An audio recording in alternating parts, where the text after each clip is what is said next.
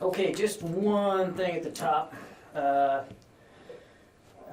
Pleased to be able to speak to a significant NATO exercise that's about to kick off on Monday.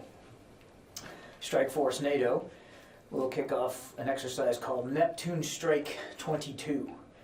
Now, Neptune Strike 22, it's going to run through the 4th of February, and it's designed to demonstrate NATO's ability to integrate the high-end maritime strike capabilities of an aircraft carrier strike group to support the deterrence and defense of the alliance. USS Harry S. Truman Carrier Strike Group will be placed under NATO operational control and serve as the centerpiece for this long-planned activity that fosters NATO allies' ability to cooperate and integrate effectively. This will, of course, demonstrate once again that the alliance is a united, capable, and strong transatlantic alliance. The strike group, along with several other NATO allies, will participate in coordinated maritime maneuvers, anti-submarine warfare training, and long-range strike training. Neptune Strike 22 follows Strike Force NATO's participation in the workups that the USS Harry S. Truman's strike group went through all the way through the end of last year. And I might add that the planning for this exercise actually goes back to 2020. This has been a long-planned exercise. All of the training events will highlight the continual and steady progression of alliance cohesion in a high-end and dynamic environment. And with that, we'll go to questions. Looks like Lita, you're on the line, yeah? Yeah, thanks, John. That exercise in the Adriatic, is that correct? I'm sorry, Lita, I did not get your whole question. Was it in the Adriatic? Oh. Where will it take place? It'll be the carrier will be operating in the Mediterranean. And I don't have her exact location right now. She was operating in the Adriatic, but she'll be operating as part of this exercise in the Med. Exactly where in the Med, I don't have that. I'd have to direct you to Strike Force NATO for more details. Did that get you, Lita? Can you address what conversations the Secretary has had over the past week or two with allies, particularly any of those in Eastern Europe, about efforts to perhaps shore up U.S. aid to them or support for them? Has he gotten calls from any of those allies looking for any new U.S. support? Thank you. Yep, as you know, earlier he did speak with his Ukrainian counterpart, and we read that out. That's the only conversation that I have to speak to this week. He has not spoken specifically to NATO counterparts about capabilities they may need or may be asking for. So no conversations in that regard to speak to. I would just say that, and I've said this before, we continue to look at a range of options of capabilities that we might need to make sure are ready in case our allies are looking for that kind of reassurance.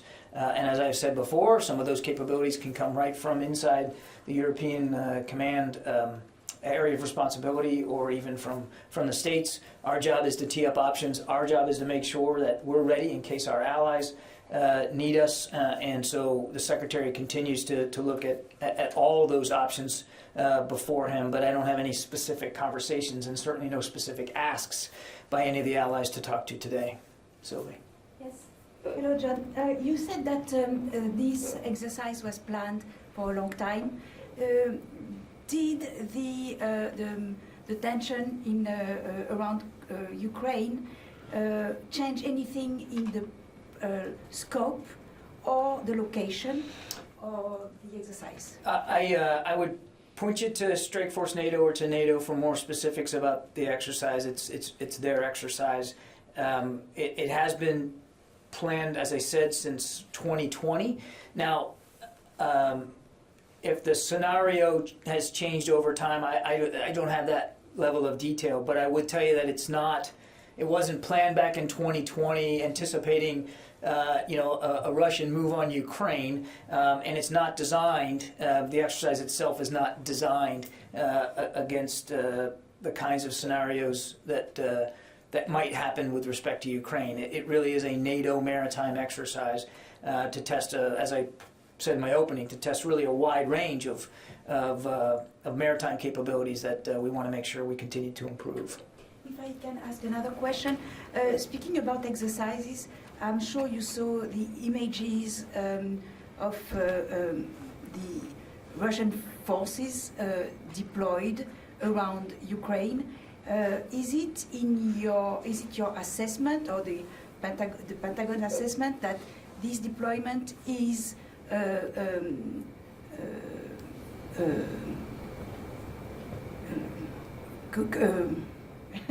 is logical for pure exercise? Is it something that for you correspond to an exercise? Yeah, you mean is the force label that he has Yes. commensurate with what you would think as an exercise? I mean, so probably a better question to put to the Russian Ministry of Defense to speak to their exercises, Sylvie. I'll let the Russians talk about what these exercises are supposed to achieve and whether they feel like they've got the right capabilities in place to do that. I'm here to talk about what we're exercising, and in this particular one, Neptune Strike, and we can certainly talk about the significant capabilities that we're bringing to that exercise and the alliance is bringing to that exercise. But to your larger point, I would just say we continue to see a very sizable force presence by the Russians in the western part of their country surrounding the border with Ukraine. And it continues to be concerning. You heard Secretary Blinken talk to this earlier today. And we believe that there's still a path to diplomacy here, and we would like to see the situation de-escalated. And as I've said before, one significant key way for it to get de-escalated is for the Russians to pull some of those forces back out away from the border with Ukraine, and that they have shown no inclination to do that. In fact, quite the contrary. I think they continue to add to the force presence there. Now, what they're exercising and what they plan to exercise with, that's really for them to speak to. But John, are you calling these exercises that the Russian forces are involved in? No, I'm not. I'm not. I'm not going to speak to what the Russians are claiming are exercises. What we're saying is they have a significant force posture there, and that it hasn't decreased. In fact, it has continued to increase, and we remain concerned about that. Isn't it the U.S. government assessment that these are not exercises? Well, I think we may be talking two different things. Well, no, you're talking about, I think you're talking about a Russian statement that at least a portion of troops that they had there, particularly I think they were saying maybe in Belarus, are there for exercises.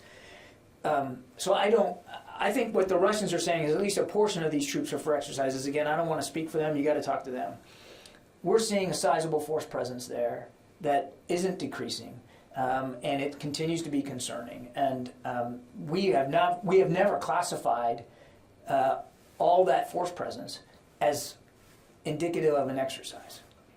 I mean, they're spread out over a wide span of area, all the way from the south near Crimea, all the way around to the north, across from the northeast border of Ukraine, and we're not seeing them all coordinating in some sort of large-scale exercise. We're not seeing that at all. And I think what Sylvie was also asking is the type of forces that they have and equipment in Belarus, is it indicative of an exercise or an invasion? I mean, the short answer is when you have forces arrayed, is that better? Yes. Yeah? Okay. When you have forces arrayed like that, they could exercise and conduct exercises, and those exercises could in fact be to improve their capabilities for an invasion or an incursion. So we're not splitting hairs here over whether they're exercising or they're not. And again, I'd let them speak to what they're doing in terms of exercises that they claim they're conducting. We see a sizable force presence that continues to increase. There's no sign of de-escalation here, and so we remain concerned about that. And just last question, how many or what U.S. military equipment is en route to Ukraine right now, if any?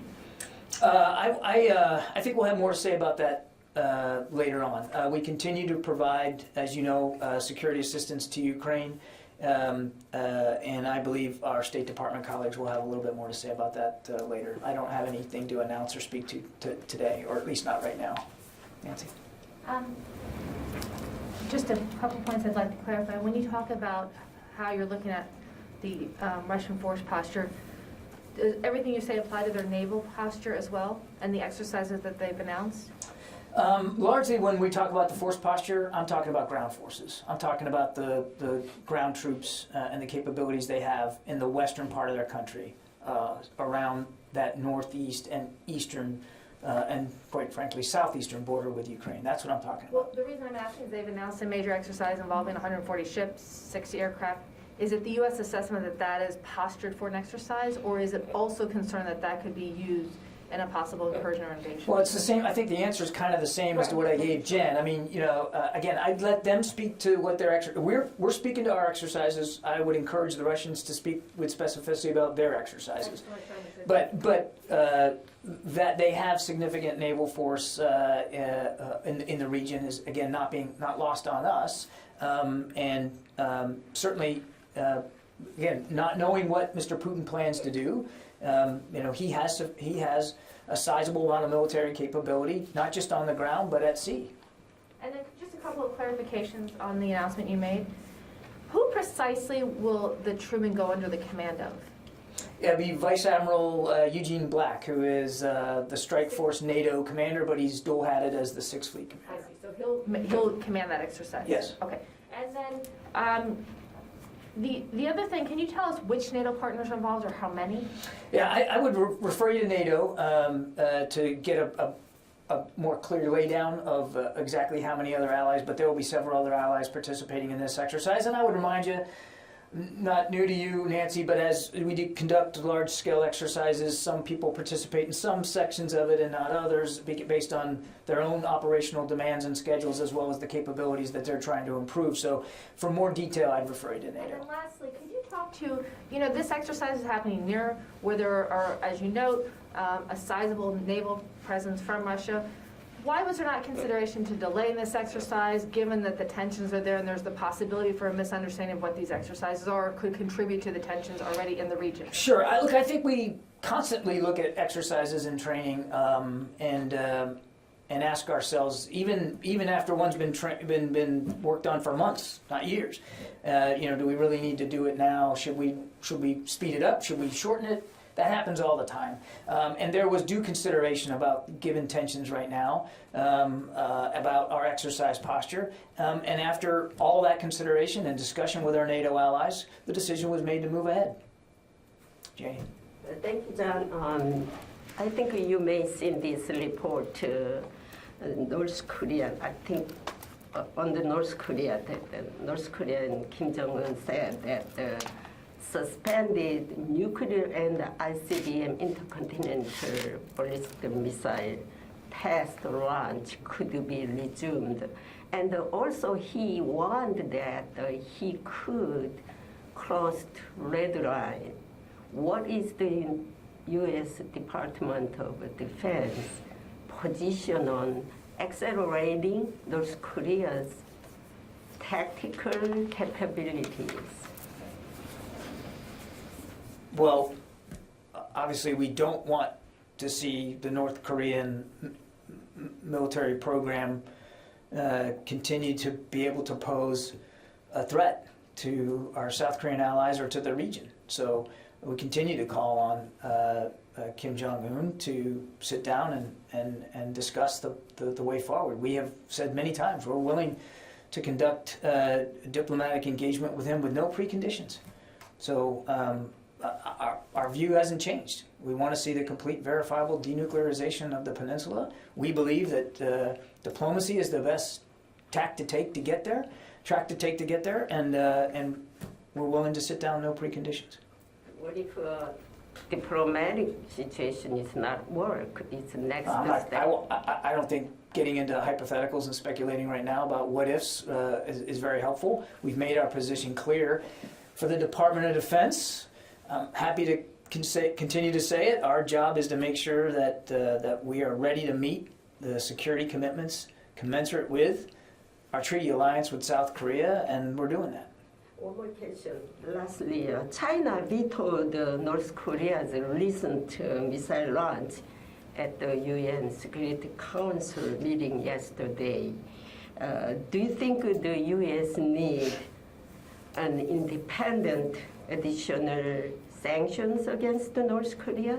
That's not a question for the Defense Department, Janie. That's really something better put to my State Department colleagues. These ballistic missile launches are violations of Security Council resolutions.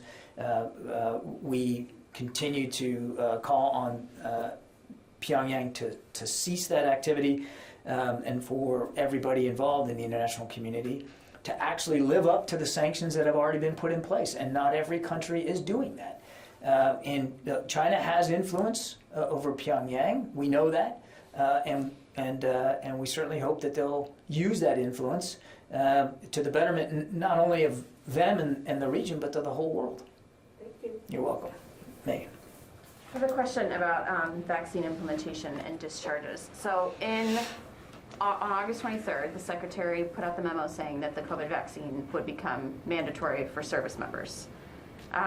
Between a few weeks and over a month, it's like more like 6-7 weeks later, the services started adding them to the battery of vaccines that you get at basic training, which means that for over a month, there were people coming into the military not getting vaccinated against COVID, and now they're being discharged either mid-training or finishing training without reporting to their first unit. So all of those tens of thousands of dollars to recruit them and train them are basically lit on fire. Is that implementation rollout and that delay between the announcement and requiring vaccines for trainees, is that an oversight as part of the implementation policy? Is that the cost of doing business while you are trying to implement new policy like this? What's how did this happen? It's not that it had happened. You make it sound like it was some sort of happenstance. The Secretary, as you go back, you look at that memo, he made it very clear that he wanted a period of time to allow the services to plan for implementation. I mean, this was a major rudder shift. You all remember when we were talking about it being voluntary, and to make it mandatory, that requires process changes. It requires some policy changes, and it certainly required the services to make sure they had enough stockpiles and that they had implementing guidelines for their subordinate commanders in place. And so the Secretary felt it was only appropriate and prudent to give them some time. And that's why he frankly sent that memo, say, it's coming, so you need to get ready for it. And that's not uncommon. We do that all the time when there's a major policy shift at the building. You got to give them time to get ready. And so we did that. To your first point about, well, okay, you brought guys in when it was in this sort of intervening period before the mandate was actually in place, but after it had been announced, and is that a waste? And I would say no, not at all. I mean, we brought these individuals in good faith and want them to succeed in the military, and the best way for them to continue to be able to do that, at least in terms of their physical health with respect to the pandemic, is to get vaccinated. And it's back to what we said before, a lawful order. It's not uncommon for us to make vaccines mandatory after somebody has come in when something new develops, and so it's part of being a service member. When you're ordered to get a vaccine, you got to get that vaccine. So no, we would not consider this, as you said, some sort of fire or something. I mean, it's just the normal process, Megan. So we're talking about two different memos. You're mentioning the August 9th memo. That was a heads up to the services saying, hey, Yeah. I want to make this mandatory. Everybody get ready. On August 23rd is when he said, okay, we're doing mandatory. But even before that, you had said from the podium here in July, we're thinking maybe FDA approval, we'll make it mandatory. And also for any of the services, it was always voluntary while this was, under an EUA, but the expectation, if you are, a leader in the military, was that this would eventually become mandatory. They could have started working on these policies a year ago, and they could have at least, for trainees, for recruits, on day one, on August 23rd, August 24th, said, okay, today we're gonna make everybody who's getting ready to ship to boot camp acknowledge, the way you acknowledge when you ship that you're going to get vaccinated, acknowledge that COVID-19 is going to be part of this requirement. They could have done that on August 23rd. They didn't. For the Marine Corps, they waited until October 14th, and so that was, nearly 2 months of people coming to the Marine Corps saying, I don't want to get the COVID vaccine, and now they're being kicked out because they still won't get it. I don't know that people joined the Marine Corps and said, oh, by the way, before I sign this, I'm not getting the vaccine. I'm not sure how often that happened. I would just tell you that, again, this was a major rudder shift here, if I could use the naval terminology here, and the Secretary felt it was important to give the services time to prepare for that and to be able to implement that. And again, Megan, I do take your point, and I don't mean to sound like I don't or being obstinate, but it is a lawful order, and But it wasn't once a you get order it, on August 23rd, that's what I'm saying. no, but that doesn't mean that it isn't still valid once it's given. Again, we would not consider it a waste of time to bring these young men and women into the service and get them trained up with the expectation that after they take the oath of office and raise that right hand, that they're going to obey lawful orders. And I would remind, the vast, vast majority are, in fact. I mean, we're up over 91% of the active duty force now that's fully vaccinated. I mean, that's not insignificant. Pierre? We've seen in the last 24 hours attacks by ISIS in northeast Syria and in Iraq. Any general comment on it? How concerned are you that there is a resurgence of ISIS in the area? Well, I would just say we're constantly focused on the ISIS threat. That is why we still have advisors in Iraq. That's why we also still have a small presence inside Syria. The ISIS threat's not gone, and we recognize that. So just without speaking to specific incidents, I would just tell you we remain focused on that. Okay? I haven't gotten to anybody on the phone, so give me a second here. Rio? Thank you, John, for taking my question. Despite the deteriorating security situation in Europe along the Ukraine border, does the Secretary still believe the Indo-Pacific is a sole top priority and continue to focus on China? Thank you. Yeah, there's been no change about our strategic focus on the pacing challenge of China or the very strategic nature of the Indo-Pacific and our goal for a free, open, and secure Indo-Pacific. There's nothing changed about that. But obviously, we're closely monitoring what's going on in Europe. As you've heard the President speak to that, we're taking that very, very seriously. And as I said earlier, he's making sure that we have options ready for the President and for our NATO allies should they need them. Qasim? Yes, hi, John. I have two questions. Some European allies are sending warships to Black Sea. Is there a plan to send some U.S. naval capabilities to the Black Sea for now? I don't have any specific ship movements to speak to. I think we're pretty careful about announcing ahead of time the specific movements into specific bodies of water. If and when we have something to speak to with respect to Black Sea ops, we'll do that. I will only add that we have every expectation of continuing to operate, sail, and fly in international airspace and international waters, and the Black Sea is international waters.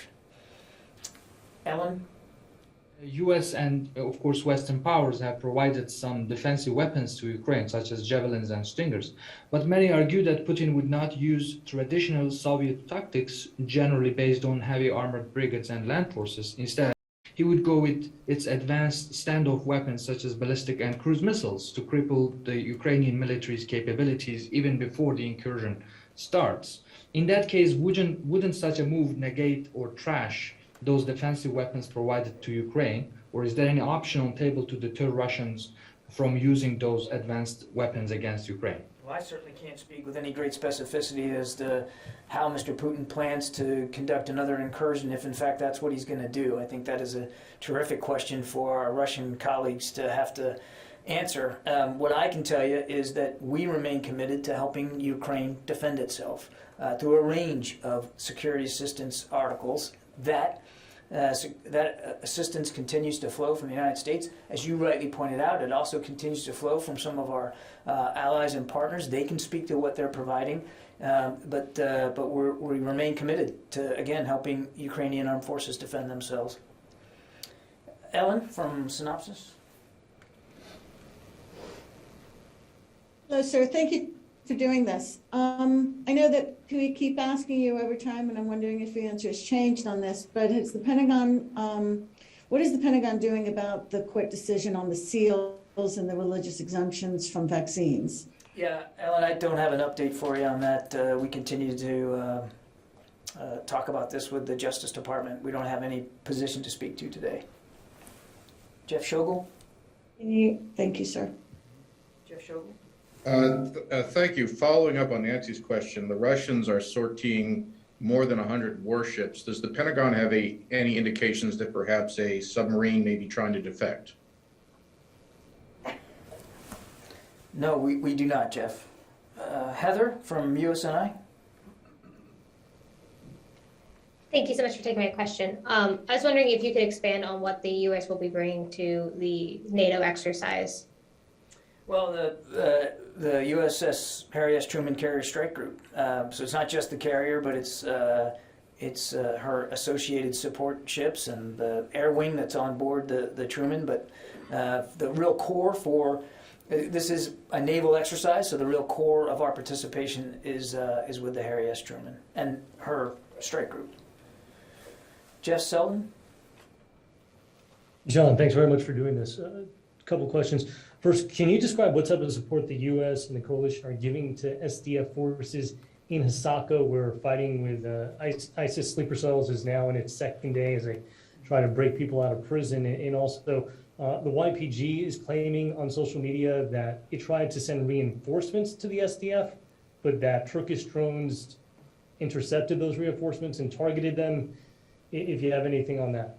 I don't have anything on the second part of your question, Jeff. That's the first I've heard that particular report, so I can't comment on that. On whatever support the coalition has been given to the SDF as they have dealt with this, and continue to deal with this prison break, I can tell you that we have provided some airstrikes to support them as they deal with this particular prison break. Let's see, Dong Sun Park from VOA.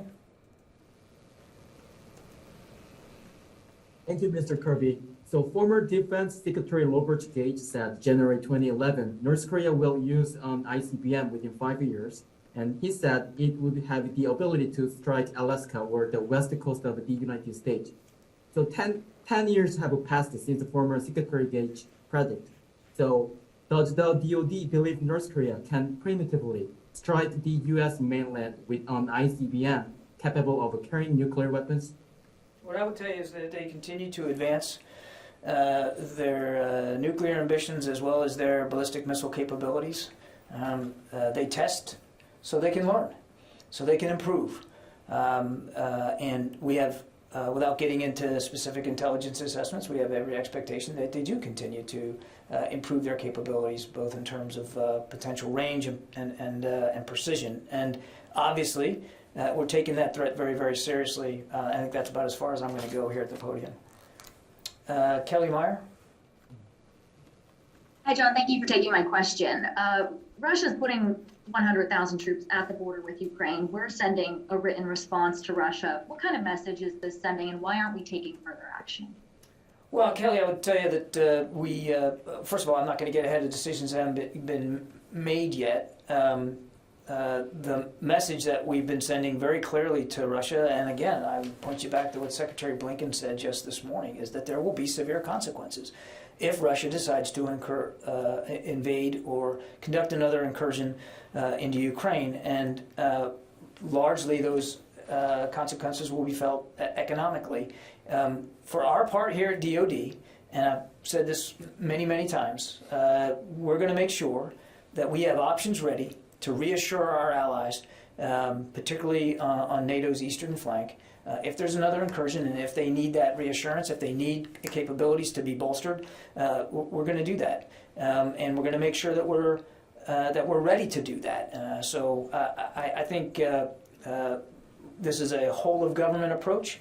It's not just about the Department of Defense, and quite frankly, as you've been seeing from other NATO allies who have also not only spoken to their concerns about what Russia's doing, but actually moved on delivery of security assistance to the Ukrainian armed forces. It's not just it's an international community effort.